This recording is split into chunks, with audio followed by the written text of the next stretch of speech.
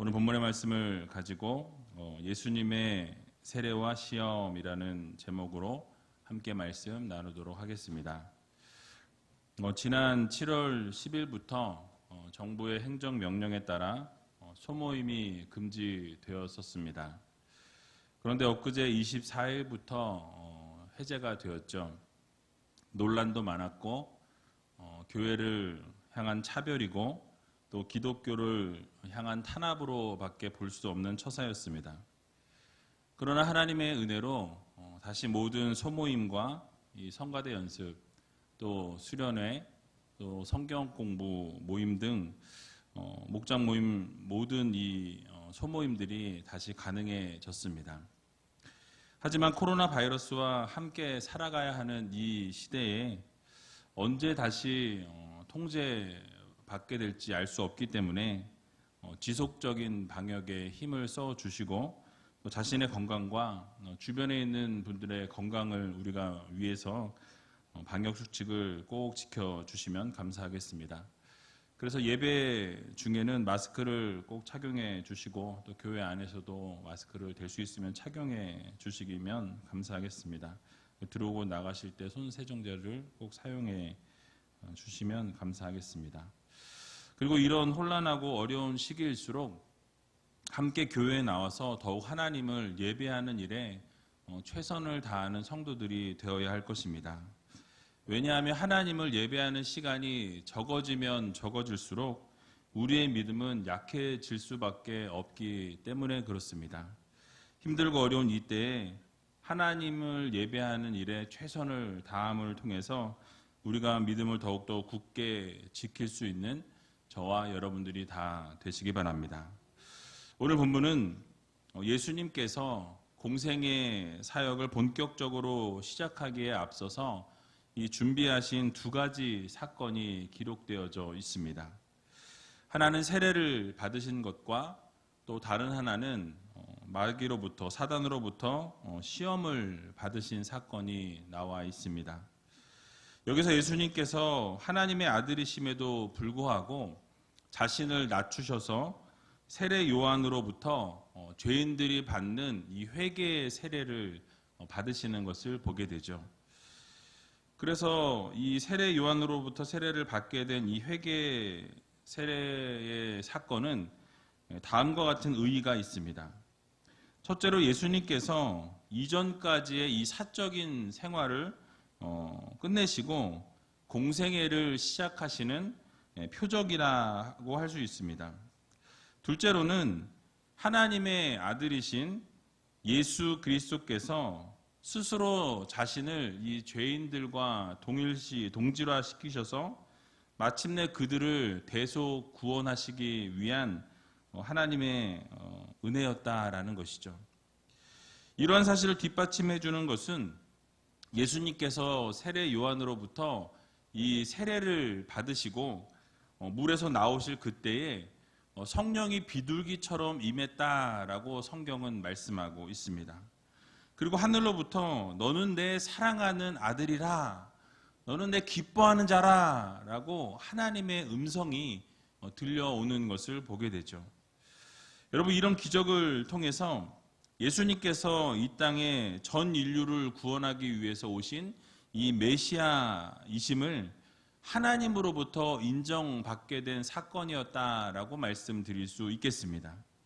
그리고 예수님께서 사단으로부터 또 시험을 받으신 사건을 우리가 생각해 보면 이 예수님께서 공생애 가운데 계속적으로 이 사단의 이 시험과 또 이 유혹이 있을 것임을 우리들에게 보여주고 있습니다.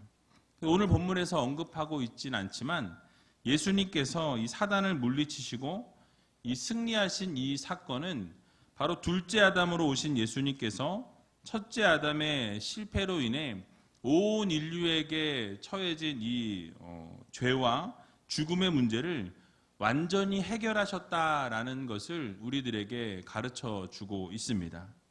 그래서 첫째 아담의 실패의 모든 것을 해결하시고 온 인류에게 구원과 영광을 허락하시고 축복을 누리게 하실 것임을 우리들에게 보여주고 계신 사건입니다. 자, 그렇다면 오늘 본문을 자세하게 살펴보면서 하나님께서 우리들에게 주시고자 하는 은혜가 무엇인지 같이 한번 생각해 보기를 원합니다. 오늘 본문 9절을 보게 되니까 이렇게 말씀을 시작하고 있습니다. 우리 같이 한번 읽어보겠습니다. 그때에 예수께서 갈릴리 나사렛으로부터 와서 요단강에서 요한에게 세례를 받으시고, 아멘. 자, 예수님께서 세례 요한에게로부터 세례를 받으셨다라고 말씀하고 있습니다. 그러니까 세례를 받으셨다라는 것은 이 공생애를 시작하는 데 있어서 바로 이 공생애 준비를 하시기 위한 것이었다라는 말씀이죠. 예수님께서 물세례를 받으셨는데 이 물세례에 대한 의미는 지난번에도 잠깐 언급한 것처럼 이 회개의 세례를 말씀하고 있습니다. 즉 자신의 지난날의 이 잘못을, 이 죄악들을 이 물로 깨끗이 씻어내고 하나님 안에서 새로운 존재로 다시 태어난다라는 그런 의미를 가지고 있고 또 신앙 고백의 표현입니다. 그런데 우리 주님께서 이런 죄사함의 세례를 받으심으로 공생애를 시작하는 이 출발 신호로 사용하셨다라는 말씀이에요. 자, 그렇다면 우리 주님께서 무슨 죄가 있으셔서 이 회개의 세례를 받으셨을까요? 혹시 우리 주님께서 지난날의 잘못에 대해서 또 죄악들을 씻어내시기 위해서 세례를 받으신 것입니까? 아니면 예수님께서 우리처럼 죄인으로 이 땅 가운데 오셨기 때문에 그 죄를 용서함 받기 위해서 이 세례를 받으셨냐라는 것이에요. 여러분, 그렇지 않습니다. 우리 주님께서는 죄가 없으신 분이에요. 이 땅에 오실 때 성령으로 잉태되셔서 죄가 없으신 완전한 인간으로 이 땅 가운데 오신 분이 바로 우리 예수 그리스도이십니다. 주님께서는 제2위의 성자 하나님으로 성령을 통해 동정녀 마리아의 몸을 입고 이 땅 가운데 오신 분이십니다. 그러니까 죄가 없으신 인간으로서 완전하신 예수 그리스도이시다라는 것이죠. 그래서 히브리서 4장 15절을 보게 되면 이렇게 말씀합니다.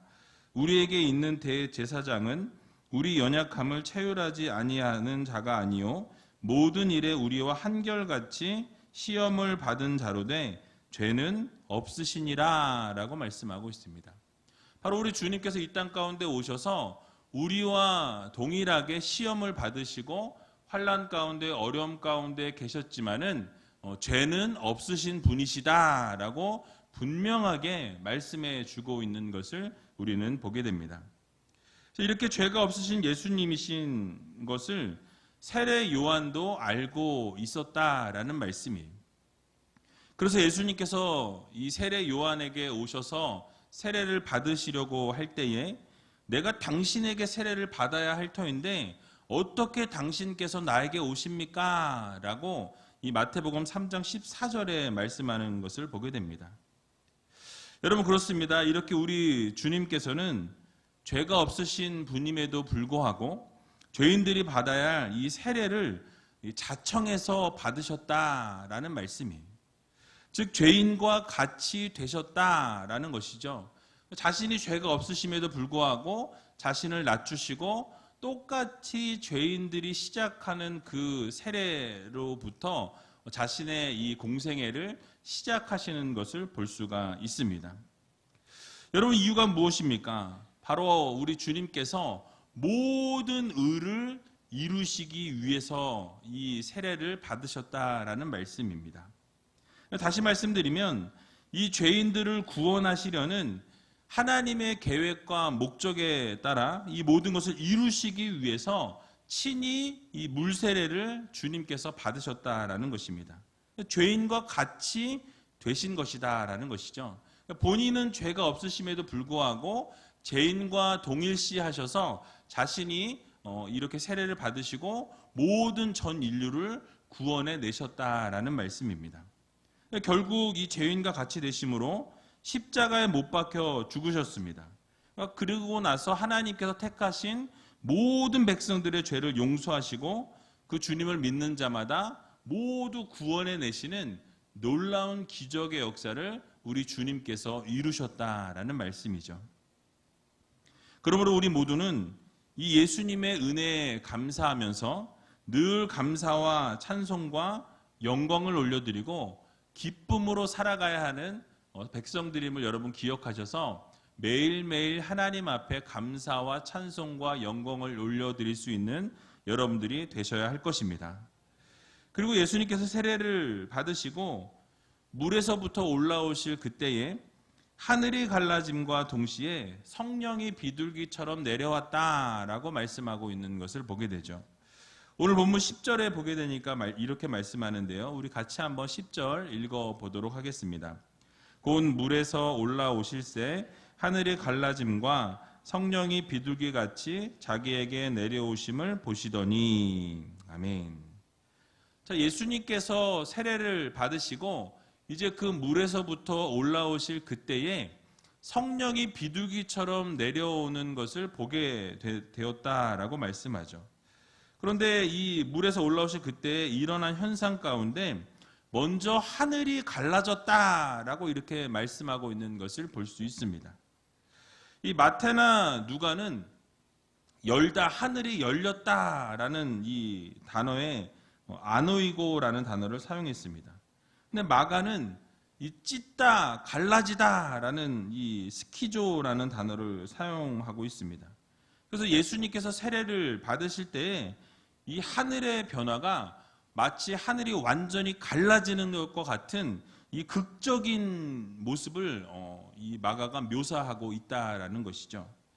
성경에서 하늘이 갈라진다라는 이 현상은 하나님의 특별 계시가 있을 그때에 표현하는 단어입니다. 그래서 이 하나님의 특별 계시를 나타내기 위한 이 묵시적인 표현을 사용할 때 이렇게 갈라진다, 하늘이 갈라졌다라는 표현을 사용했다라는 것이죠. 그래서 이 하늘이 갈라지는 이 변화는 단순한 사건이 아니라 바로 구속사의 대사건임을 분명하게 드러내고 있는 것입니다. 그래서 예수님께서 죽으심을 통해서 부활을 통해서 하늘문을 여는 열쇠가 되어주셨고 또 하나님께서 예수님을 통해서 막혀 있었던 세상과의 그 교제를 이 예수 그리스도께서 세례를 받으심으로 이 하늘을 가르시면서 이 모든 교제의 통로를 열어 놓으셨다라는 의미를 내포하고 있는 것입니다. 여러분, 그리고 또 어떤 일이 일어나게 됩니까? 성령이 비둘기같이 내려왔다라고 말씀하죠. 즉 예수님께서 세례를 받으실 그때 성령이 비둘기랑 똑같은 모습으로 왔다는 것이 아니라 비둘기처럼 내려왔다라는 말씀입니다. 성령의 강림하는 모습을 시각적으로 묘사하고 있는 것이죠. 바로 이 사건을 통해서 예수님께서는 물세례와 더불어 성령 세례를 받으심을 통해서 완전한 이 세례의 모범을 보여주셨다라는 것입니다. 특별히 성령 강림의 이 사건은 예수님의 이 공생애의 시작에 기름 부으심의 사건이다라고 우리가 생각하면 좋을 것 같습니다. 본래 예수님께서 이 땅 가운데 오실 때에 우리가 삼중직을 시행하기 위해서 이 땅 가운데 오셨다라고 말씀하죠. 그래서 왕직과 선지자직과 제사장직을 수행하기 위해서 우리 주님께서 이 땅에 오셨다라고 말씀합니다. 세례를 받으실 때에 성령께서 임재하셨다라는 것은 바로 이 삼중직에 대한 하나님의 공적인 인정이었다라는 것이죠. 그래서 하나님께서 이 땅 가운데 성령을 기름처럼 부어 주심을 통해서 예수 그리스도께서 이 땅에서 왕으로 또 선지자로 제사장으로서의 사역을 감당하라고, 그것을 위임하라고 하나님께서 성령을 비둘기처럼 부어 주셨다라는 말씀입니다. 여러분, 그렇습니다. 우리 예수님께서는 이 땅 가운데 왕으로, 제사장으로, 선지자로 오셨습니다. 그리고 이 땅에 군림하기 위해서 오신 것이 아니라 우리의 죄를 사해 주시기 위해서 이 땅 가운데 오셨다라는 말씀이죠. 그러므로 이 땅에 메시아로 오신 우리 주님을 잘 믿고 잘 섬김을 통해서 우리가 구원의 문제를 해결받고 또 막혔던 모든 문제도 우리 예수 그리스도께 의지함으로 해결받을 수 있는, 그래서 행복한 성도로 살아갈 수 있는 저와 여러분들이 다 되시길 주님의 이름으로 간절히 축원드립니다. 자, 이렇게 예수님께서 세례를 받으시고 물에서부터 올라오실 그때에 하늘이 갈라졌고 성령이 비둘기처럼 내려왔을 뿐만 아니라 이제 하나님의 음성이 들렸다라고 오늘 본문은 말씀하고 있는 것을 보게 되죠. 오늘 본문 11절에 보니까 이렇게 말씀합니다. 우리 11절 같이 한번 읽어보겠습니다. 하늘로서 소리가 나기를 너는 내 사랑하는 아들이라 내가 너를 기뻐하노라 하시니라. 아멘. 자, 여러분 한번 상상의 날개를 좀 펼쳐봤으면 좋겠습니다. 막 성령이 비둘기처럼 내려오고 하늘이 막 쫙 갈라지면서 성령이 내려오는 그 상황 가운데에서 하나님의 음성이 들리는 거예요. 하나님의 음성이 들리는데 이는 내 사랑하는 아들이요 나를 기뻐하는 자라 라고 이렇게 아주 다 멋있는 하나님의 음성이 우리 귀 가운데 이 눈으로 보이면서 들린다라고 한다면 여러분 그곳에서 어떻게 하시겠습니까? 여러분 하나님께서 이 예수님의 공생의 사역을 시작을 알리시는 거예요. 동시에 예수님께서는 하나님의 사랑하는 자이시고 하나님이 기뻐하시는 자이심을 모든 만천하에 공포하신 사건이 바로 이 세례 사건이었습니다. 여러분 그렇습니다. 예수님께서는 하나님의 아들로서 예수님의 기쁨이 되어 주셨습니다.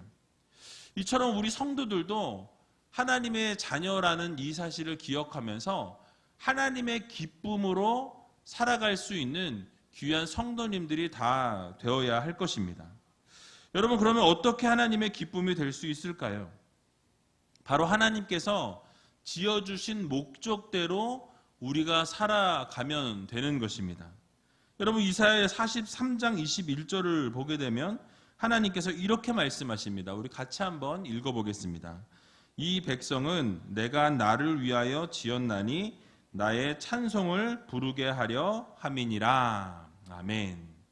여러분 뭐라고 말씀하십니까? 하나님이 우리를 지으신 목적이 하나님을 찬송하기 위해서 지으셨다라고 말씀하죠. 그러니까 여러분으로부터 찬양을 받으시기 원하시고 여러분들로부터 예배를 받기 원하시고 여러분들의 삶을 하나님이 받기 원하신다. 그것을 기뻐하시고 그 목적을 위해서 여러분들 이 땅 가운데 보내셨다라고 말씀하고 있는 것입니다. 바로 하나님의 영광을 위해서 우리를 지으셨음을 우리들에게 말씀하고 계신 것이죠. 여러분 그래서 소요리 문답 제1문에도 보면 인생의 제일된 목적이 무엇입니까? 라고 묻고 있습니다. 그래서 우리의 제일된 목적에 대한 답은 하나님을 영화롭게 하고 또 그분을 영원토록 즐거워하게 하려 함이라 라고 말씀하고 있지요. 그래서 하나님을 영화롭게 해드리고 즉 하나님께 우리가 날마다 영광을 올려드리고 또 우리의 삶을 통해서 하나님을 늘 즐겁게 해드리는 하나님을 기쁘게 하시는 삶을 살아가는 것이 바로 우리의 제일된 목적이라고 우리들에게 말씀해주고 있는 것입니다. 그래서 여러분 하나님을 영화롭게 해드리고 하나님을 즐겁게 해드려야 할 텐데 과연 어떻게 하나님을 즐겁게 하고 어떻게 하나님을 기쁘시게 하고 영화롭게 해드릴 수가 있는 것입니까?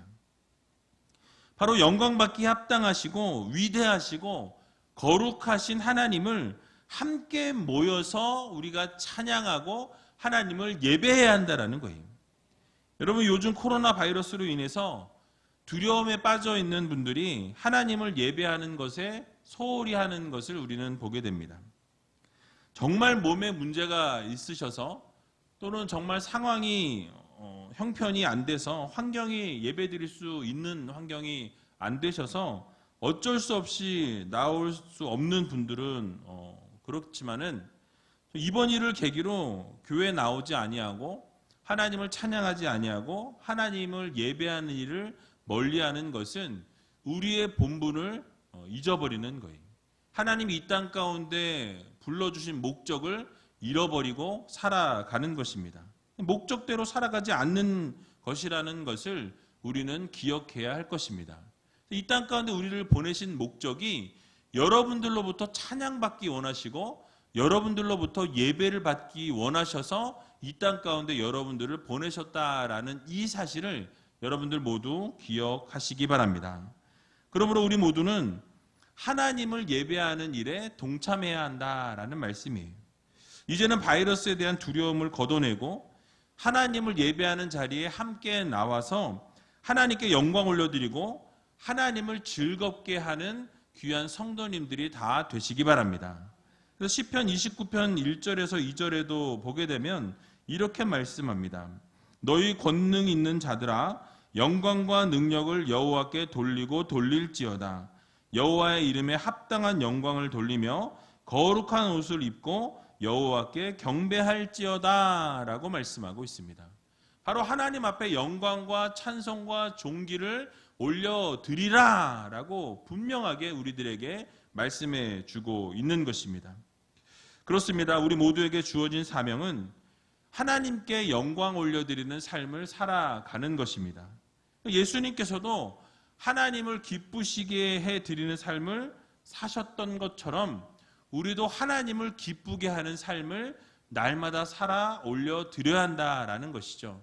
그래서 우리의 삶 가운데 날마다 하나님을 찬양하고 하나님을 예배하고 하나님이 기뻐하신 일들을 감당하면서 하나님의 마음을 기쁘게 해드리고 시원케 해드리는 것이 우리의 삶의 목적이라는 이 사실을 여러분 모두 기억하시고 이번 한 주간 살아갈 때에 하나님을 예배하는 일을 소홀히 여기지 않는 믿음의 백성들이 다 되시길 주님의 이름으로 간절히 축원드립니다. 이제 세례를 받으신 예수님께서 이 성령을 통해서 시험에 있는 광야로 이끌림을 받으셨다라고 오늘 본문이 말씀하죠.